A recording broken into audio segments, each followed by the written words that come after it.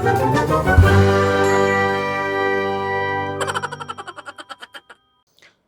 11 ના વિદ્યાર્થીઓનું સ્વાગત છે. હર્ષ પારસિયા છું અને એપ્લિકેશનમાં તમારું સ્વાગત છે. યુટ્યુબ ચેનલમાં તમારું સ્વાગત છે.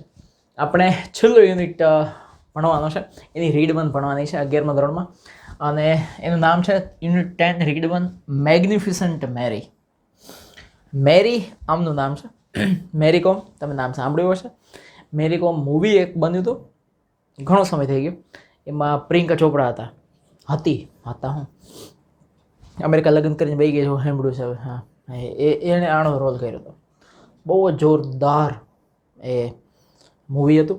પછી આમના જીવન ઉપરથી એક બુક લખાઈ છે, ધ અનબ્રેકેબલ. એ તૂટે નહીં એવી, કારણ કે નાનપણથી આણે જે સંઘર્ષ કર્યો છે ને, બહુ ખતરનાક સંઘર્ષ કર્યો છે. અને એક પાછા મણિપુર જેવા સ્ટેટમાંથી, એટલે કે એવા રાજ્યમાંથી આવે અને સંઘર્ષ હદવિનાનો સંઘર્ષ કરીને પછી વિશ્વ લેવલે નામ ના કમાય, કેટલાય ગોલ્ડ મેડલ એને મળે. અને એ પાછું બોક્સિંગમાં જોરદાર નામ છે આમનું, મેરી કોમ. જુસ્સુજડી એવી જબરદસ્ત રિયલ સ્ટોરી છે. જોઈએ એના વિશે જ આમાં બધું લખ્યું છે કે કોણ હતી, ક્યાંથી આવતી હતી, બધું. મેરી કોમ is a leading woman boxer of India. Leading એટલે કે આગળ પડતા જેટલા પણ બોક્સર છે ભારતની અંદર જે બોક્સિંગ કરે છે, એમાં ઘણા બધા આગળ પડતા નામ છે. એમાંનું એક નામ છે મેરી કોમ. લીડિંગ બોક્સર, વુમન, પાછી સ્ત્રી તરીકે. બહુ મોટું નામ કહેવાય. She is one of the pioneers એટલે કે પાયો નાખવાવાળો, basic of women's boxing in India. ભારતની અંદર સ્ત્રીઓ બોક્સિંગ, કુસ્તી, બોક્સિંગમાં આગળ વધી એમાં શરૂઆત કરનાર ઘણા બધા હતા. એમાંના એક છે મેરી કોમ. એઝ અ સ્પોર્ટ્સ પર્સન કહેવાય ને, ખેલાડી કહેવાય ને, રમતવીર કહેવાય ને. She has achieved a huge success. Huge એટલે કે જબરદસ્ત, ભવ્ય સફળતા એણે મેળવી. રમતવીર તરીકે એની જે સફળતા છે એ કંઈ નાની ને આંકી શકાય એવી નથી. 1-2 મેચ રમીને ઘરે બેસી ગઈ એવી નથી. મેરી કોમ બહુ આગળ હતા. હવે એનું આખું નામ આપ્યું છે માંગતે ચુંગજેંગ મેરી કોમ. એ મણિપુરના એ બાજુના આ ટાઈપનું નામ હોય તો ટૂંકમાં MC મેરી કોમ. એનો જન્મ થયો હતો 1 માર્ચ 1983, 1 માર્ચ 1983. અને એ પાછું ક્યાં જન્મ થયો? ઇન અ સ્મોલ વિલેજ, નાનકડું ગામનું નામ શું? કાંગથેઈ નામના ગામમાં 1 માર્ચ 1983 રોજ મેરી કોમનો જન્મ થયેલો. એ ક્યાં આવે કાંગથેઈ? તો કે નોર્થ ઈસ્ટર્ન એટલે કે નોર્થ એટલે કે ઉત્તર, ઈસ્ટર્ન એટલે કે પૂર્વ, ઉત્તર પૂર્વીય રાજ્ય, સ્ટેટ, જેનું નામ છે મણિપુર નામના ઉત્તર પૂર્વીય રાજ્યમાં આમનો જન્મ થયો હતો. કોનો? મેરી કોમ, MC મેરી કોમ. માંગતે ચુંગજેંગ મેરી કોમ. એઝ અ ચાઇલ્ડ, જ્યારે નાની હતી ને મેરી એટલે એમ મેરી નહીં, નામ મેરી છે. મેરી જ્યારે નાની હતી, along with her 2 younger sisters, એની સાથે એની 2 નાની બેન પણ હતી. યંગર એટલે નાનો. આ નાની હતી, એના કરતાં નાની એની 2 બેન હતી, એનો એક નાનો ભાઈ હતો. આ સૌથી મોટી, મતલબ 4 ભાઈ બહેનનું કુટુંબ હતું. 3 સિસ્ટર અને એક ભાઈ.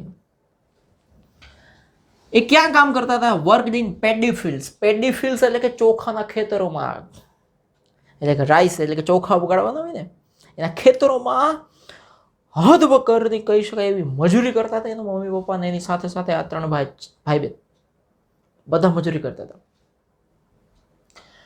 અને સાથે બીજું શું કરતા હતા? હાઉસ હોલ્ડ વર્ક્સ એટલે કે ઘરકામ કરે. ઘરે જઈને વાસણ સાફ કરવાથી લઈને, કચરા પોતા કરવાથી લઈને, બીજું ત્રીજું એ સમયે જે કામ હશે એ બધું ઘરકામી કરતા હતા. અને ચોથું, વેન્ટ ટુ સ્કૂલ. જો તમે આ લોકો ગમે એવી મુશ્કેલ પરિસ્થિતિ હોય ને એમાંથી બહાર આવી શકે. કોણ? 4 ભાઈ બહેનોનું કુટુંબ છે, મમ્મી પપ્પા છે, ખેતરમાં કામ કરે છે, ઘરના કામ કરે છે અને સ્કૂલે જવાનું. આપણે ખાલી સ્કૂલે જવાનું હોય તો એ પ્રોબ્લેમ થઈ જાય છે.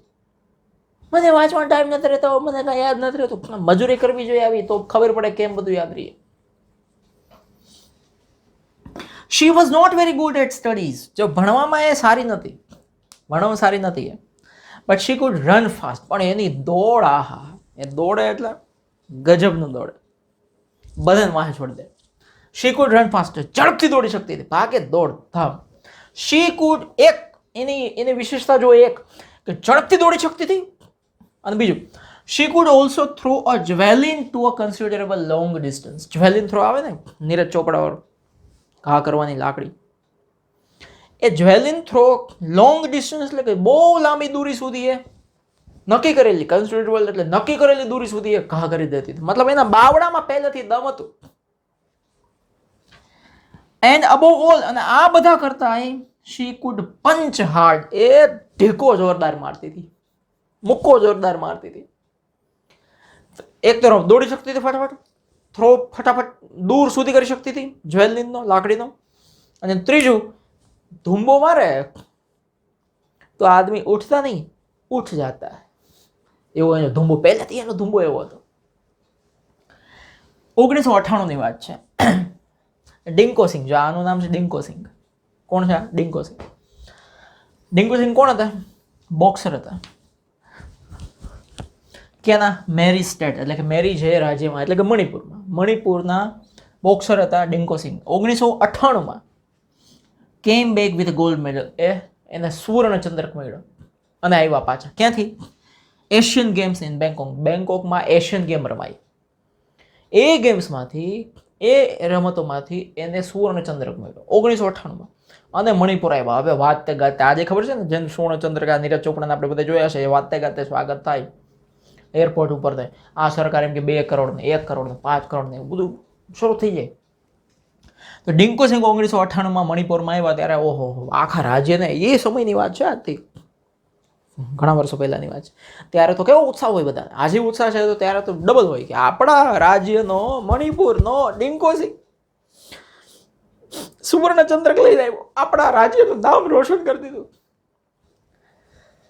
હી ઇઝ વાર્મ વેલકમ, અને એનું કેવું સ્વાગત થયું, ઓહો, હુફાળું સ્વાગત કરે.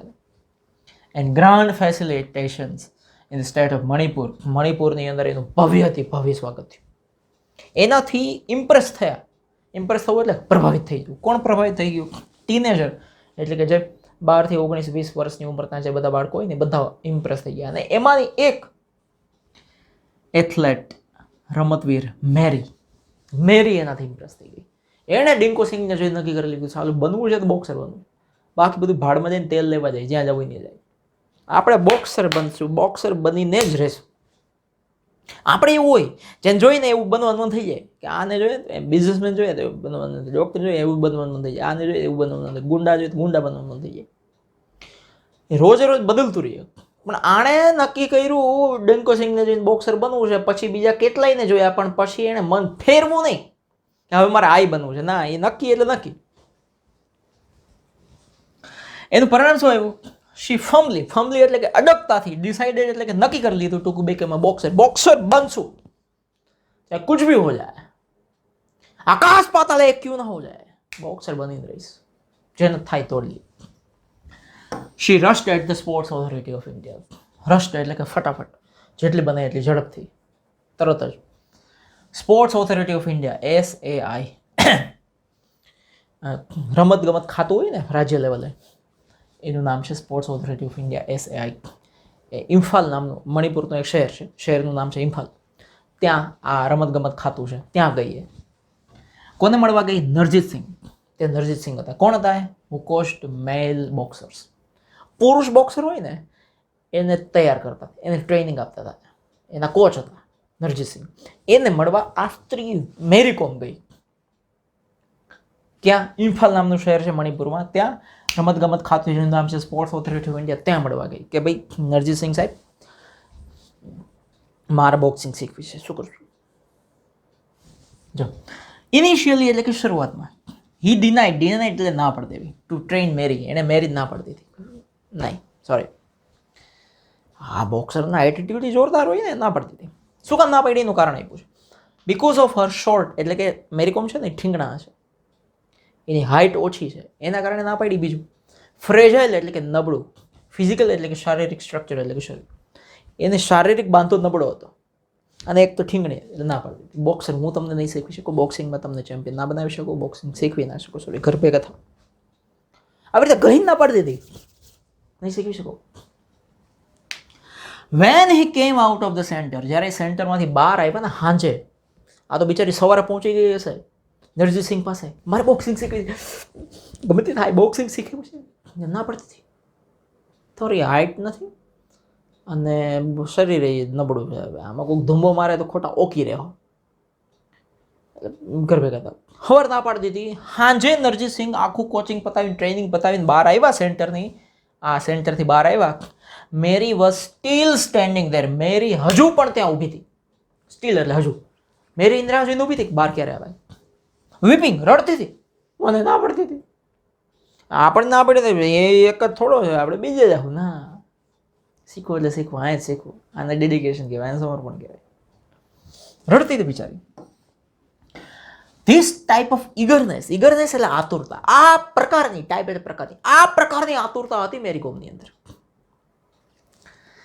એન્ડ ડેડિકેશન એટલે કે સમર્પણ હતું એની અંદર ટુવાર્ડ્સ ધ ગેમ, બોક્સિંગ પ્રત્યે જબરજસ્ત સમર્પણ. બસ આ મારે આ જ શીખવું છે, આની પાંચ શીખવું છે, ગમે તે થઈ જાય. ચેન્જડ નરજીત સિંહ માઇન્ડ, આની આતુરતા, જબરજસ્ત આતુરતા અને એનું સમર્પણ, આ બે જે રમત પ્રત્યે હતું ને બોક્સિંગ પ્રત્યે, એનાથી બદલાઈ ગયું નરજીત સિંહનું મગજ, માઇન્ડ બદલાઈ ગયું.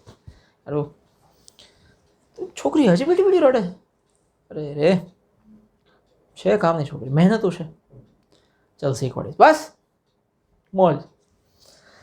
હી અગ્રીડ ટુ ટ્રેનર, સહમત થઈ ગયા કે હું આને ટ્રેનિંગ આપીશ, કોઈ વાંધો નથી, જબરજસ્ત ટ્રેનિંગ આપીશ અને તને પહોંચાડીશ દુનિયામાં ડંકો વગાડીશ મેરી તું, એવું કહી દીધું. Then she never look back, પછી તો મેરીએ પાછું વાળીને જોયું નહીં. ટોઇલ્ડ હાર્ડ એટલે સખત મહેનત કરવી, ટોઇલ્ડ હાર્ડ એટલે સખત મહેનત કરી to achieve various national and international awards. Various એટલે ઘણા બધા, અચીવ એટલે કે પ્રાપ્ત કર્યા, નેશનલ એટલે કે રાષ્ટ્રીય એવોર્ડ કેટલાય પ્રાપ્ત કર્યા. સખત મહેનત કરી પછી બારોબાર એવોર્ડ નથી લઈ લીધા. અને ઇન્ટરનેશનલ એવોર્ડ એને એટલા મળ્યા, આંતરરાષ્ટ્રીય એવોર્ડ, રાષ્ટ્રીય એવોર્ડ, ઢગલાબંધ એવોર્ડ નહીં તો 1000 થઈ ગયા, લાઈનો થઈ ગઈ. એની career as a boxer started in the year, એની બોક્સર તરીકેની કરિયર આપણે કેમ 12મું ધોરણ પૂરું થઈને કમાવાનું શરૂ થાય, એની કરિયર શરૂ થઈ કહેવાય. એની કરિયર શરૂ થઈ હતી 2000ના વર્ષથી. વિથ અ વિક્ટરી, પહેલી જ એને જીત મળી. શેમાં? Manipur state women's boxing championship, મણિપુરની રાજ્ય લેવલની બોક્સિંગ ચેમ્પિયનશિપ હતી મણિપુરની. એમાં મેરી કોમ જીતી 2000ની સાલમાં અને એની કરિયરની શરૂઆત થઈ ગઈ. મેરી કોમ. ત્યાં સુધી શું હતું, આ મણિપુરની રાજ્ય લેવલની જે બોક્સિંગ સ્પર્ધા હતી ને એ જીતી. ત્યાં સુધી શી નેવર ઇન્ફોર્મ હર પેરેન્ટ્સ, એને એના મમ્મી પપ્પાને કીધું જ નહોતું હું બોક્સિંગ કરું છું, બોક્સિંગ શીખવા જાઉં છું, કીધું જ નહોતું. કારણ કે જો કહે તો એની મમ્મી પપ્પા ના પાડતી. About her training as a boxer, કે હું બોક્સર તરીકે ટ્રેનિંગ લઉં છું, મેં પણ કીધું જ નહોતું. બોલો આવા હોય છે ભડવીર, હા. અને ઘણા ગામ આખામાં મારે આ બધું છે, હું તો આમ બનીશ, હું તો બિઝનેસમેન બનીશ, હું તો ઓડી લઈશ, હવે તું કોડી કર ભેગું થા.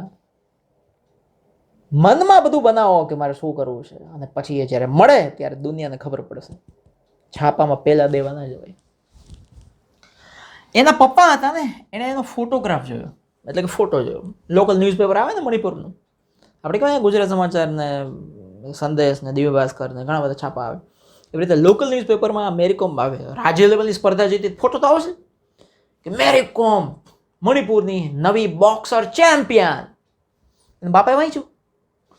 Van she won the state championship, રાજ્ય લેવલની ચેમ્પિયનશિપ જીતી ગઈ એટલે બાપાએ છાપા ફોટો વાંચ્યું. આ તો એટલે બાજુવાળા કાકાએ કીધું ને, અરે સાંભળો આ તમારે છોરી હે ક્યાં છે, અરે ફોટો છે, બોક્સિંગ કરે, હે.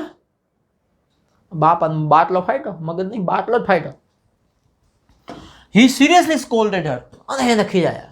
તને કોણે કીધું તને બોક્સિંગ શીખવા જવાનું, ના પાડી હતી તને, બાયું થઈને બોક્સિંગ શીખો છો, કોણે કીધું તને બોક્સિંગ શીખવાનું,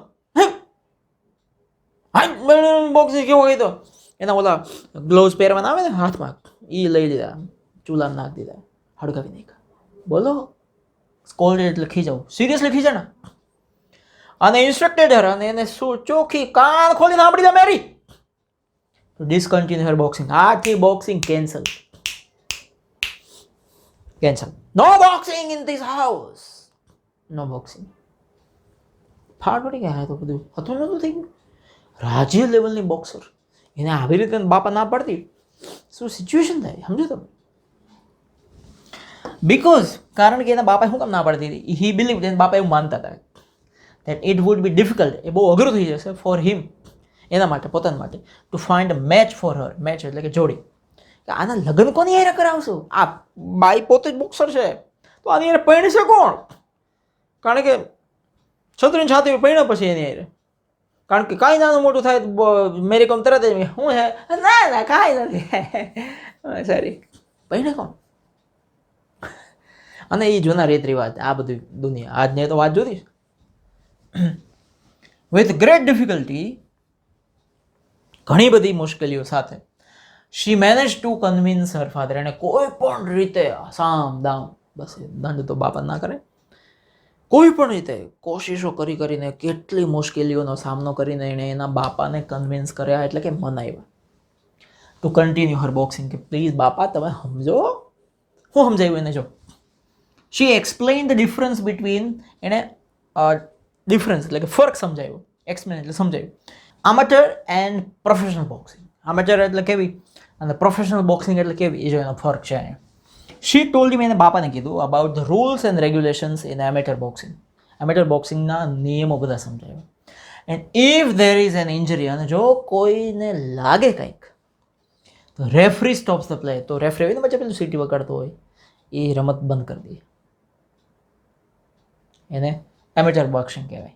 તો એ એમેટર બોક્સિંગની અંદર શું હોય છે, રમતો રમાય ને મોટા લેવલે, દેશ લેવલે, રાજ્ય લેવલે જે બોક્સિંગ રમાતી હોય ને લાઈવ મેચો બધી આવતી હોય, એ બધી એમેટર બોક્સિંગ કહેવાય. એના નિયમો હોય બધા, એ નિયમો પ્રમાણે સામેવાળાને તમે પંચ મારી શકો. નિયમો ગમે એમ એને પાડીને મારી ના નાખી શકો. એમાં કોઈને વાગે, ઇન્જરી થઈ જાય તો એ તરત રમત ઊભી રહી જાય. અને પ્રોફેશનલ બોક્સિંગમાં શું, પૈસા માટે ગમે તે થાય, એના નિયમો પછી ન આવે. સામેવાળાને પછાડી દો તમે, સામેવાળાને મારી નાખો, બધી અલગ અલગ ગેમ હોય. બાય ધેન એટલે પછી હર ફેમિલી ગેવ હર ફૂલ સપોર્ટ. પછી એના ફેમિલીએ પૂરો સપોર્ટ આપ્યો, જા બેટા જી લે આપણી જિંદગી, full support to go ahead in the કરિયરમાં તો આગળ વધ, અમે તારા સાથે છીએ, અમારા આશીર્વાદ તારા સાથે છે. આ ચેનલમાં આટલી બધી લાઈક કરો, નીચે કોમેન્ટ કરજો, બધા સાથે શેર બી કરજો, બેલમાં ટીન ટીન વગાડી દેજો. Being a woman she had to struggle a lot. એક સ્ત્રી હોવાના નાતે એણે સંઘર્ષ કરવો પડ્યો, એટલે ખતરનાક. અને આજથી ઘણા વર્ષો પહેલાંની વાત છે, કેવો જબરજસ્ત સંઘર્ષ કરવો પડ્યો છે. એમાંય ગેમ આખી રમત પુરુષો, એમાં એક સ્ત્રી તરીકે ઘૂસવું અને બોક્સિંગમાં આગળ વધવું, કેટલો સંઘર્ષ કરવો પડ્યો છે ફોર હર. એના માટે એટલે કે મેરી માટે ઇટ વોઝ અ કોન્સ્ટન્ટ એટલે કે સતત બેટલ, એટલે કે લડત, સતત લડાતી લડત હતી એના માટે. ટુ ઓવરકમ પ્રેજુડાઇઝ એટલે શું થાય કે તમારા તરફ કોઈ દ્વેષની ભાવના રાખે, કોઈ ખરાબ ભાવના રાખે, કોઈ તમારી યારે સ્ત્રી છો તમે એટલે તમારી યારે પક્ષપાત રાખે, તમને હેરાન કરે. ચેલેન્જીસ એટલે પડકાર, કેટલા બધા પડકારો, કેટલા બધા પક્ષપાતો, દ્વેષ, આનો સામનો કરવો પડ્યો એને. ક્યાં? આઉટસાઇડ ધ રિંગ એટલે શું, મમ્મી પપ્પાની સામે લડવું પડ્યું કે ભાઈ મારે એને સમજાવી મગજનું દહીં થઈ ગયું કે ભાઈ મારે બોક્સિંગ રમવી છે. બીજા કેટલાય હોય ને મારે આવી રીતે હળી કરવાના, રેમાં છે હવે બોક્સિંગ, હવે ઘરકામ કર્યું સારું, ઘરે પોતા માટે સારું, આવું કેવાવાળા હોય છે ને, એની સામે લડવો ને. સતત મેણા ટોણા મારવાવાળા આ દુનિયામાં હાડા બહુ બધા વધી ગયા.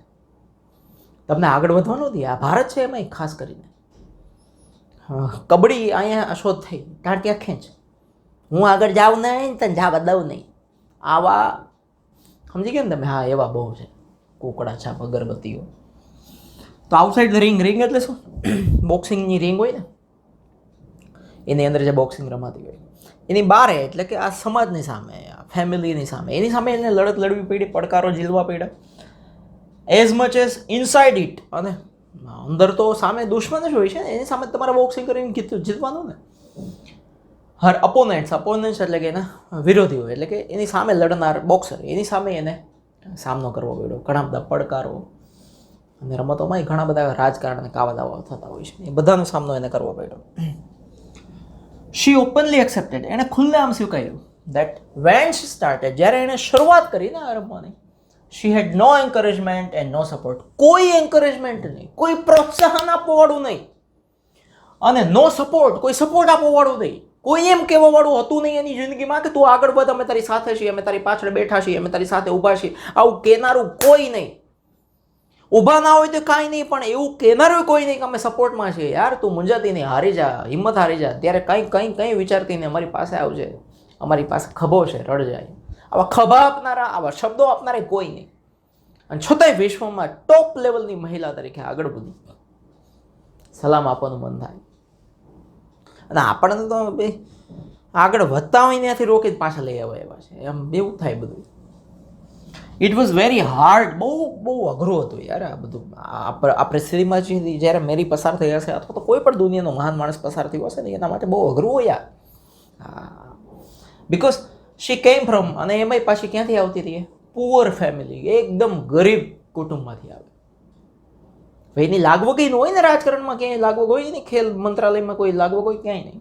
And she had to face hardship. Hardship એટલે કે સખત પરિશ્રમ, સખત મહેનત, હાડમારી કહેવાય ને, હાવ ગુજરાતીમાં હાડમારી, એનો એને ફેસ એટલે કે સામનો કરવો પડ્યો ફોર ધ ફર્સ્ટ 4-5 years. શરૂઆતના 4-5 વર્ષ તો માણસ તૂટીને ભૂકા બોલી જાય ને. આજે હાડમારીનો સામનો કરવો ને એક જાતનો, કેટલી પ્રકારના લોકોના કેવા પ્રશ્નો, એની કેવી માંગણીઓ હોય છે, એના હાવ નાખી દીધા જેવા કૂતરાના લીંડા જેવા વિચારો, એ બધાનો આપણે સામનો કરવાનો. અને સાહેબ એક વાત કાન ખોલીને સાંભળી લો, આ બધું કરવું જ પડતું હોય છે ત્યારે આગળ વધાતું હોય છે. એમને આગળ નથી વધાતું, શોર્ટકટ કોઈ છે જ નહીં. શી રિકોલ્ડ ધોઝ ડેઝ, એણે એ દિવસો યાદ કર્યા. રિકોલ કરવું ને એટલે યાદ કરવું. એણે એ દિવસો યાદ કર્યા. કયા દિવસો? When she never had money, એની પાસે કોઈ પૈસા નહોતા સાહેબ. કહે છે ને કે મારી પાસે આટલા પૈસા હોય તો હું આગળ વધી શકું, મારી પાસે આટલા પૈસા હોય તો હું આગળ વધી શકું. એક રૂપિયો એની પાસે નહોતો. શેના માટે રૂપિયો નહોતો કહું તમને? જો, to buy a proper kit, બોક્સિંગની કીટ આવે ને, હાથના ગ્લોવ્સ આવે, મોઢા ઉપર પેલું પહેરવાનું આવે, એ કીટ ખરીદવાના પૈસા નહોતા એની પાસે. એ તો જવા દો, ગુડ શૂઝ, સારા જોડા ખરીદવાના પૈસા નહોતા. જોડા એટલે બૂટ. બોક્સિંગમાં કંઈ ચપ્પલ પહેરીને તો હાલે નહીં. પેરેગોન વળી પાછું ઉડવા માંડો તો ક્યાં જવું? એક શૂઝની જોડી ખરીદવાના પૈસા નહીં. And she use to travel long distances by bus or train. હવે લોંગ યુઝ ટુ એટલે કે ટ્રાવેલ એટલે કે મુસાફરી કરતી. હવે ક્યારેક મણિપુરમાં રમવાનું હોય, ક્યારેક દિલ્હીમાં રમવાનું હોય, ક્યારેક કોઈ બીજા રાજ્યમાં રમવાનું જવાનું થતું હોય, કોઈ બીજા લાંબા મોટા આઘા શહેરમાં ભારતમાં રમવા જવાનું થતું હોય. લોંગ ડિસ્ટન્સ, લાંબા અંતરનું મુસાફરી એ કેવી રીતે કરતી? બસમાં જઈને અથવા ટ્રેનમાં જઈને. પ્લેન પોસાય નહીં બધે, એટલે કાં તો બસમાં જાય, કાં તો ટ્રેનમાં જાય. સસ્તા ભાડામાં જે ટ્રેન કે બસ જતી હોય એમાં બેસી જાય, કારણ કે પૈસા નહોતા. આવી પરિસ્થિતિમાંથી એક સ્ત્રી બહાર આવે છે અને વિશ્વની ટોપ લેવલની બોક્સર બને છે. સલામ કહેવાય ને. ત્યારે એના પાઠ આપણે ભણતા હોઈએ. આપણે તો કોઈ મુશ્કેલીઓનો સામનો કરવો નથી. મુશ્કેલી આવે તો ડરી જઈએ છીએ, ઘરેથી કાંઈ કહે તો આત્મહત્યાનો વિચાર કરવા માંડીએ છીએ, કૂતરું બાહે ત્યાં થાંભલા ઉપર ચડી જતા હોય. આ કઈ દુનિયામાં નામ કમાય? ધ પ્રાઇમ રીઝન, મુખ્ય કારણ, પ્રાઇમ એટલે મુખ્ય, રીઝન એટલે કારણ. મેરી માટેનું મુખ્ય કારણ શું હતું? To take up boxing as a career. એણે બોક્સિંગને એક કરિયર, પોતાની લાઈફમાં કરિયર તરીકે, મુખ્ય કારકિર્દી તરીકે એને બોક્સિંગ જ લીધી. તે કે લેવું. એનું મુખ્ય કારણ શું હતું? Was to lead Har farming dependent family. એનું ફેમિલી કેવું હતું? ફાર્મિંગ એટલે કે ખેતી આધારિત હતું. એના મમ્મી પપ્પા ખેતી, પોતાનું ખેતર નહોતું, મજૂરી કરતા હતા બીજાના ખેતરમાં જઈને. ત્યારે એને 5 પૈસા આવે ને ઘર ચાલે, ગુજરાન ચાલે. એમાં 4 ભાઈ, એમાંથી એને લઈને ટુવર્ડ્સ બેટર લીવલીહુડ, સારા જીવન જીવવા માટે એના ફેમિલીને લઈ જવા, એના માટે એને નક્કી કર્યું હતું કે મારે બોક્સિંગમાં જવું છે. બીજું એક રીઝન, અધર સ્ટ્રોંગ રીઝન એટલે કે બીજું એક મજબૂત કારણ હતું ટુ પ્રૂવ એટલે કે સાબિત કરવું ધોઝ પીપલ રોંગ બીજા એ લોકોને એમ ખોટા સાબિત કરવાનું કારણ હતું. કયા લોકોને ખોટા સાબિત કરવા હતા એને? who made very discouraging remarks on her, કે જે લોકો ડિસ્કરેજિંગ એટલે કે જેની હિંમત હારી જાય માણસ, એનું પ્રોત્સાહન તૂટી જાય, માણસ ભાંગી જાય, એવા રિમાર્ક્સ એટલે કે એવા મેણા ટોણા જે લોકો મારતા હતા ને કે ભાઈ તારું કામ નથી મેરી, તું ઘર સંભાળ, લગ્ન કરી લે, તારું કામ નથી, તું બોક્સિંગ નો કરી, છોકરાઓની રમત છે, ક્યાંય ઉલડી જઈશ, કાંઈ નહીં થાય, મરી જઈશ, આમ થઈ જાય, તેમ થઈ જાય, આમ થઈ જાય, આમ થઈ જાય. આવા કેવાવાળા હોય ને આજુબાજુવાળા પહેલા હોય ને આપણા ફેમિલીના સગા સંબંધીઓ જ આવા પહેલા હોય. આ લોકોને ખોટા સાબિત કરવા હતા કે ચાચાજી તમે ખોટા છો, ચાચાજી તમે ખોટા છો. અને એને સાબિત કર્યું કે થઈ શકે છે. Boxing was not considered respectable for women. અને એ સમય હતો કે જ્યારે બોક્સિંગ રિસ્પેક્ટેબલ એટલે કે સન્માનનીય રમત સ્ત્રીઓ માટે કન્સિડર એટલે કે નહોતી માનવામાં આવતી. સ્ત્રીઓ માટે બોક્સિંગ સન્માનનીય રમત નહોતી માનવામાં આવતી. નોબડી બિલીવ્ડ, અને કોઈ એવું માનતું નહોતું ધેટ કે Mary could be a boxing champion, કે મેરી કોમ આગળ વધીને બોક્સિંગમાં ચેમ્પિયન બનશે, આવું કોઈ નહોતું માનતું. અને આ હકીકત છે. તમે જ્યારે કાંઈક મહાન કાર્યની શરૂઆત કરો છો ત્યારે શરૂઆતમાં કોઈ એટલે કોઈ આ દુનિયામાં નથી માનતું કે તમે આમાં ચેમ્પિયન થશો, આગળ વધશો. અને આપણે અહીંયા જ માર ખાઈ જઈએ છીએ કે આપણે એ જ સાબિત કરવા માંગીએ છીએ, કામની શરૂઆતમાં એવું સાબિત કરવા માંગીએ છીએ કે હું મહાન કામ કરવા જઈ રહ્યો છું, બધા મારી સામે રિસ્પેક્ટથી જુઓ, બધા મને સલામ ઠોકો. એવું થતું જ નથી. કોઈ માનતું નથી, તમારામાં કોઈ વિશ્વાસ નથી મૂકતું. એટલે એવું કહેવાય છે કે ઉગતા સૂર્યને બધા સલામ કરે છે. એટલે કે તમારે ચૂપચાપ તમારું કાર્ય શરૂ કરી જ દેવું પડે છે, પછી જ્યારે એનો સૂર્ય ઉદય થાય ત્યારે બધા માનશે. મેરી કોમ જેવું. હર નેબર્સ, એ પહેલા જો એના પડોશીઓ અને રિલેટિવ્સ એટલે કે સગાવાલા, made all kinds of things about Mary. Mary વિશે જે કાંઈ પણ ખરાબ કેવું ઘટે એ બધું ખરાબ કહેતા હતા. આવી છે ને આવી છે. તમને ખબર હશે એ સગા સંબંધીઓને પડોશીઓ જે વાતો કરે, ક્યાંથી લઈ આવે વાતો આડો, એ જ ખબર ન પડે.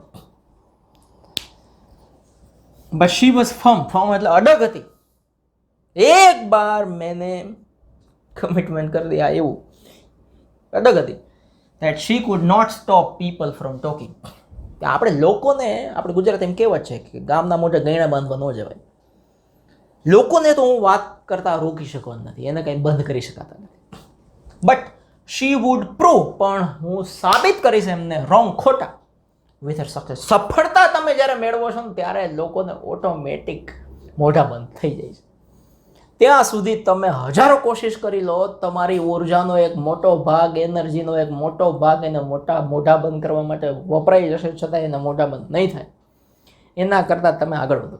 કૂતરા ભસે, હાથી થોડો ઊભું રહી, એવું. ગ્રેજ્યુઅલી એટલે કે ધીમે ધીમે. હર હાર્ડ વર્ક બ્રોટ, સખત મહેનતથી. બ્રોટ એટલે કે બ્રિંગનું ભૂતકાળ છે, લઈ આવવું, મળ્યું. હર બ્રિલિયન્ટ સક્સેસ, દમદાર સફળતા મળી. એટ ધ નેશનલ લેવલ, રાષ્ટ્રીય લેવલે મળી એને સફળતા, અને ઇન્ટરનેશનલ એટલે કે આંતરરાષ્ટ્રીય લેવલે એની જબરદસ્ત સફળતા મળી. She became world champion not once, એ દુનિયાના નકશા ઉપર, ખાલી ભારતમાં જ નહીં, આંતરરાષ્ટ્રીય લેવલે વર્લ્ડ ચેમ્પિયન બની ગઈ. But 5 times in a row, એક ધારી 5 વખત દુનિયાનું ટાઇટલ એને બોક્સિંગમાં જીતી લીધું. આ સફળતા આ વર્ષે, એના પછીનું વર્ષે, એના પછીનું વર્ષે, એના પછીનું વર્ષે, એના પછીનું સડન 5 વર્ષ બોક્સિંગ ચેમ્પિયન ઇન્ટરનેશનલ લેવલે, મેરી કોમ, ભારતીય. તો આ પહેલી જ સફળતાથી એણે કેટલાય નાંજી દીધા, કેટલાય મોટા બંધ થઈ ગયા છે. શી ઓલ્સો સિક્યોર્ડ બ્રોન્ઝ મેડલ, એને બ્રોન્ઝ મેડલ મળ્યો એશિયન ગેમ્સમાં 2010 ગોંજાવ, ચાઇનામાં. ઓલિમ્પિક 2012માં લંડન યુનાઇટેડમાં પણ એને બ્રોન્ઝ મેડલ મળ્યો. ગોલ્ડ મેડલ મળ્યો એને એશિયન ગેમ્સમાં 2014માં ઇન્ચોન, સાઉથ કોરિયામાં. આ મેડલ તો પછી 5 વખત સળંગ વર્લ્ડ ચેમ્પિયન બની, એ તો આખી અલગ જ વાત છે. હવે એની સફળતાને બિરદાવવા માટે સરકાર શું કરે છે? In recognition to her huge success, એની સફળતાને રેકોગ્નાઇઝ કરવા માટે, બિરદાવવા માટે ગવર્મેન્ટ ઓફ ઇન્ડિયાએ એને કન્ફર્ડ એટલે કે આપ્યો. અર્જુન એવોર્ડ મળ્યો એને 2003માં, પદ્મશ્રી મળ્યો 2006માં, રાજીવ ગાંધી ખેલ રત્ન એવોર્ડ મળ્યો 2009માં, અને પદ્મભૂષણ મળ્યો 2013માં. આટલા એવોર્ડ સરકાર આપ્યા. હર ગ્રેટેસ્ટ અચીવમેન્ટ ધો એની સૌથી શ્રેષ્ઠ સફળતા સિદ્ધિ કઈ હતી? Has been the fact that much of her success has come after her caesarean birth of her twins. આ શબ્દ વંચાય છે સિઝેરિયન. સિઝેરિયન એટલે શું થાય કે જે નેચરલી કોઈ પણ જાતના ઓપરેશન વગર બાળકનો જન્મ થાય એ નેચરલ જન્મ છે, બરાબર. પણ એને ત્યાં ટ્વિન્સ એટલે કે એક સાથે બે બાળકોનો જન્મ થયો, અને એ પણ નોર્મલ ડિલિવરી નહીં, સિઝેરિયન એટલે કે પેટ ઉપર કાપો મારીને સિઝેરિયન ઓપરેશન થાય. શરીર ઉપર સ્ત્રીઓને જેને સિઝેરિયન ઓપરેશન થયું હોય એની એ બહુ બહુ બહુ હાર્ડ ઓપરેશન કહેવાય. એ ઓપરેશન થયું મતલબ એને ત્યાં બે બાળકોનો જન્મ થયો, પછી એને જે સફળતા મળી, સિદ્ધિઓ મળી, એ તો આખી અલગ જ છે. કઈ છે જો, શી ફ્રેન્કલી એક્સેપ્ટેડ, એને ફ્રેન્કલી એકદમ સીધી રીતે સ્વીકાર્યું. It was difficult to come back, બહુ અઘરું હતું પાછું આવું, કારણ કે એ જ્યારે 9 મહિના એના બાળકોને જન્મ આપવા માટે રિંગથી એટલે કે બોક્સિંગથી દૂર જ રહેવું પડે. 9 મહિના શું, એના આગળના પાછળના અમુક મહિનાઓ ગણી લો, પછી પાછું રિંગમાં આવવું હોય એટલે કે બોક્સિંગ તરીકે પાછું આવવું એ બહુ અઘરું હોય. કારણ શું કે તમે દૂર છો રિંગથી, એટલે કે બોક્સિંગથી દૂર છો, એટલે બોક્સિંગની પ્રેક્ટિસ છૂટી જાય. પ્રેક્ટિસ છૂટી જાય ને પછી પાછું આવવું બહુ અઘરું પડે. એટલે આપણે એવું જોઈએ છે, વેકેશન પડી જાય 1-2 મહિનાનું, પછી પાછું આપણે શરૂ કરીએ ભણવાનું. તમે આ 10માનું વેકેશન પૂરું કર્યું, પછી 11મું શરૂ કરવું ત્યારે બહુ અઘરું પડે. એટલે એવું કહેવાય છે કોઈ દિવસ ભણવાની પ્રેક્ટિસ છોડવી જ ના જોઈએ. I had been out of the ring. Ring એટલે કે બોક્સિંગથી હું દૂર હતી 2 વર્ષથી. It was hard to regain my physical fitness. અને એમાં પાછી શારીરિક ફિટનેસ તો એ બોક્સિંગમાં બહુ જોઈએ. એને રીગેઇન કરવી એટલે કે ફરીથી મેળવવી બહુ અઘરી હતી. No one expected to me win. કોઈ અપેક્ષા નહોતું રાખતું કે હું જીતું. જો, અને હારે એમાં ઘણા ખુશ થતા હોય. ભાઈ આપણી નિષ્ફળતા ઉપર ખુશ થનારાનો ઢગલો છે, અને આપણી સફળતા ઉપર બળી મરવા વાળાનો ઢગલો છે. બેમાંથી એકઈ નામો આપણે નથી જોવાનું. ઇવન માય પેરેન્ટ્સ, અરે મારા મમ્મી પપ્પા ડીડન્ટ થિંક, એ નહોતા એવું વિચારતા ઇટ વુડ બી પોસિબલ, શક્ય બનશે કે હું ફરીથી પાછી રિંગમાં આવીને રમીશ. She gave credit to her husband. આ છે મેરી કોમ અને આ એના હસબન્ડ છે. એણે એના હસબન્ડને ક્રેડિટ આપી. So that come back. એના હસબન્ડે એને પ્રોત્સાહન આપ્યું કે તું મેરી પાછી રમ, તું બોક્સિંગમાં જા, આગળ વધ, હું તારી સાથે છું. મોટાભાગે પતિદેવો એની વાઈફોને નોકરી કરાવવા માટે રાજી નથી હોતા મોટાભાગે, પણ આણે એને જ પ્રોત્સાહન આપ્યું કે જા મેરી તું રમ. એના હસબન્ડનું નામ છે કે ઓનલર કોમ. ડિડન્ટ સ્ટોપ મી. એણે મને રોકી જ નહીં, એણે મને પ્રોત્સાહન આપ્યું. મોસ્ટ ઇન્ડિયન મેન, જો અહીં લખ્યું છે, મોટાભાગના ભારતીય પુરુષો ડોન્ટ ગીવ પરમિશન, એ મંજૂરી આપતા જ નથી ટુ ધેર વાઇફ્સ, એની પત્નીઓને, to work after marriage or after having kids. લગ્ન પછી કે બાળકો થયા પછી રમવાની કોઈ પરમિશન અપાતી હોતી નથી મોટાભાગના ભારતીય પુરુષો. આ મેરી કોમ કહે છે. But my husband told me, પણ મારા પતિદેવે મને કીધું, I should continue to play for as many years as I wanted. I should continue, મારે રમવું જ જોઈએ, સતત આગળ વધવું જોઈએ. For as many years as I wanted. જેટલા વર્ષ મારે રમવું હોય એટલા વર્ષ મને રમવાની છૂટ આપી દીધી મારા હસબન્ડે. કે તું રમ મેરી, યાર તું તારો જન્મ બોક્સિંગ માટે થયો છે, તું અહીં ઘરે બેઠી ના હાલે. As a pioneer of women's boxing in India. સ્ત્રીઓની બોક્સિંગ ભારતની અંદર જે શરૂ થઈ એમાંના ઘણા બધા શરૂઆતના જે બોક્સર હતા એમાંની એક Mary Kom. Sorry, Mary is already an inspiration. એ ઓલરેડી પહેલેથી જ એક પ્રેરણા સ્ત્રોત હતી for many others who hope to follow in her footsteps. ઘણા એ લોકો માટે કે જે એવી આશા રાખતા હતા કે આપણે મેરી કોમના પગલે પગલે ચાલીએ. એટલે કે ઘણી બધી એવી ભારતમાં સ્ત્રીઓ હતી જેને બોક્સિંગમાં જવું હતું, અને એને આના ફેમિલીની જેમ ઘણા બધા પાછા પાડવાવાળા, ટાટિંગ ખેંચ કરવાવાળા હતા, પણ એની સામે એક ઉદાહરણ મળી ગયું. આ મેરી જો એક મણિપુર જેવા રાજ્યમાંથી આગળ વધીને વિશ્વની ચેમ્પિયન બોક્સર બની શકતી હોય તો અમે કેમ ના બની શકીએ. એની ઓટોબાયોગ્રાફી એટલે કે એની જીવનગાથા લખાઈ. એનું નામ હતું અનબ્રેકેબલ, 2013માં લખાણી. અને એની બાયોપિક એટલે કે એના જીવન ઉપર એક ફિલ્મ બને, જેના જીવન ઉપર ફિલ્મ બને એને બાયોપિક કહેવાય. એનું નામ હતું મેરી કોમ. 2014માં ફિલ્મ આવી. આ એના પુસ્તકનું નામ છે અનબ્રેકેબલ. આ મેરી કોમનો જ ફોટો છે. The life that inspired the movie. એક એવું જીવન કે જેણે ફિલ્મ બનવા માટે પ્રોત્સાહન આપ્યું.